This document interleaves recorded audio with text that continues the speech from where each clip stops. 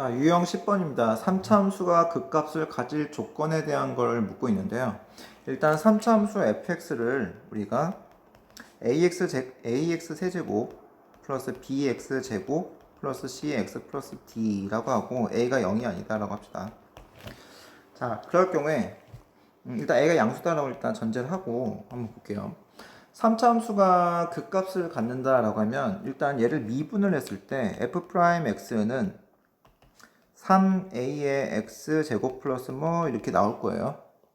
그럼 여기서 얘네들은 최고차항의 개수가 양수다라고 봤을 때 도함수가 2차 함수꼴로 나온다라는 얘기예요. 그럼 2차 함수꼴에서 이렇게 나올 수도 있고 또는 2차 함수에서 이렇게 접할 수도 있고요. 또는 2차 함수에서 이렇게 떠 있는 경우도 있을 수 있는 거죠. 지금 제가 그린 거는 도함수를 그린 거예요. f'x, f'x, f'x.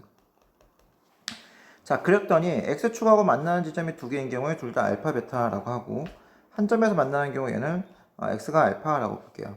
그리고 만나지 않는 경우는 베타라고 보면 결국 x축과 교점에 대한 얘기를 하고 있기 때문에 두 점에서 만나는 경우에는 판별식이 d가 0보다 큰 경우가 될 거고, 자, 그리고 한 점에서 만나는 경우는 판별식 d가 0이 될 거예요. 그리고 만나지 않는 경우에는 d가 0보다 작다라고 일단 볼 수 있는 거죠. 자, 그럼 이제 여기서부터 얘가 서로 다른 두 실근을 갖는다. 도함수가 서로 다른 두 실근이 갖는다는 의미를 한번 볼게요.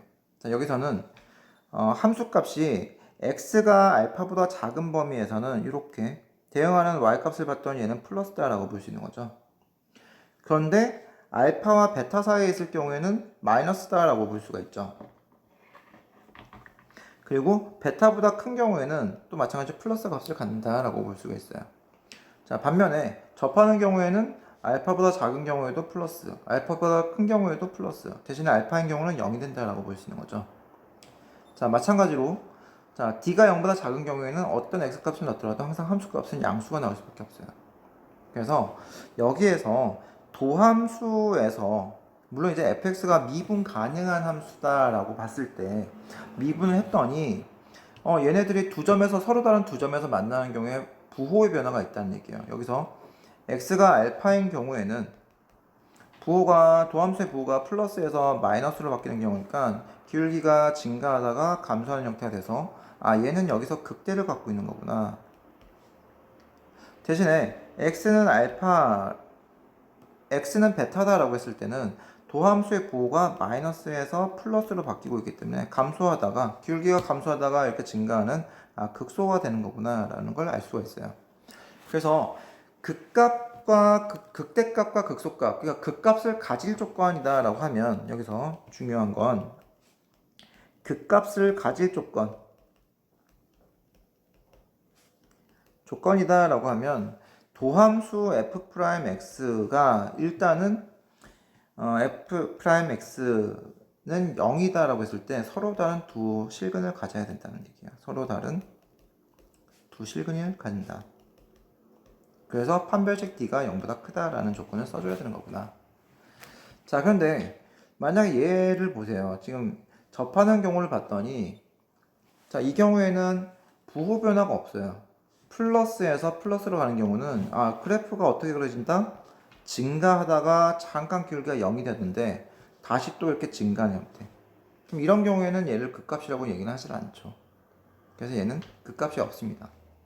마찬가지로 부호 변화가 없는 d가 0보다 작은 경우에도 극값이 없다라고 볼 수 있어요. 그래서 3차 함수가 반대로 3차 함수가 극값을 갖지 않는다라고 하면 극값을 갖지 않을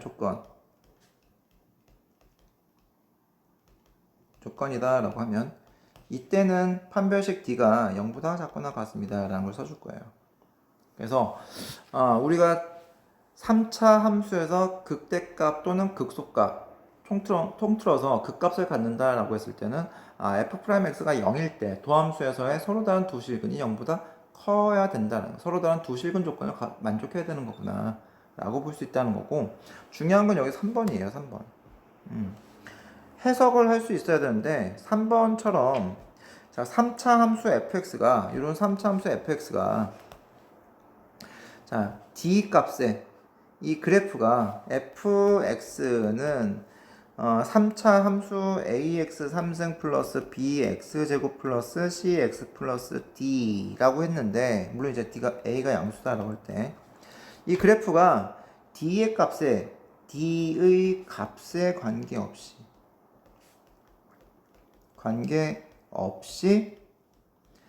x축과 한 번 만난다 라고 합시다. 자, 그럼 이럴 경우에는 여러분들은 식을 어떻게 세워야 될까라는 거예요. 자, 여기서 일단은 결론만 얘기하자면 얘는 3차 함수 fx는 그 값을 갖지 않는다 라고 해석을 해주면 됩니다. 그래서 여기서는 뭐 잠깐 기울기가 0이 됐다가 다시 이렇게 증가하는 형태가 되거나, 또는 기울기 0 되는 것 없이 계속 증가하는 형태가 되거나, 뭐 이런 경우 fx가 이렇게 나왔을 경우에 여러분들은 x축하고는 항상 한 d값에 상관없이 여기 상수항이 얘는 결국 y축에 대한 평행이동이다 라고 볼 수 있는 거예요. 평행이동이 영향을 주는데, 얘를 이렇게 들었다 올렸다가 내렸다 했을 때, 또는 얘를 올렸다가 내렸다고 했을 때 이게 항상 한 번만 만나야 되는 거구나, 이 말은 곧 증가 또는 감소 함수가 된다는 얘기고, 뭐 단조 증가 단조 감소 이렇게도 표현을 하지만 일단은 증가 또는 감소 함수라는 얘기였고, 그래서 3차 함수 fx는 그 값을 갖지 않는다. 그 값을 갖지 않는다는 얘기는 아까 도함수 f'x는 0의 판별식 d가 0보다 작거나 같다를 써주라 라는 겁니다. 이게 해석이 돼야 돼요. 그러면 이제 밑에 758번을 보세요. 758번. 자, 함수 fx가 3분의 1 x 3승 플러스 ax 제곱 플러스 x 플러스 k가, 이 그래프가 실수 k 값에 관계없이 x축과 한 번만 만난대요. x축과 한 번만 만난다.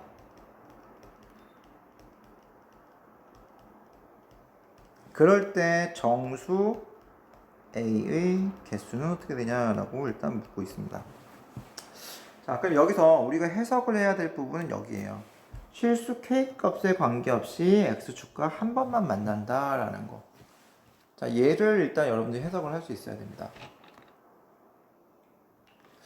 자, 그럼 여기서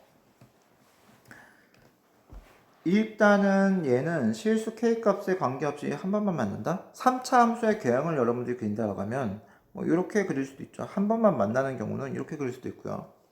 또는 이렇게 그릴 수도 있겠죠. 이렇게.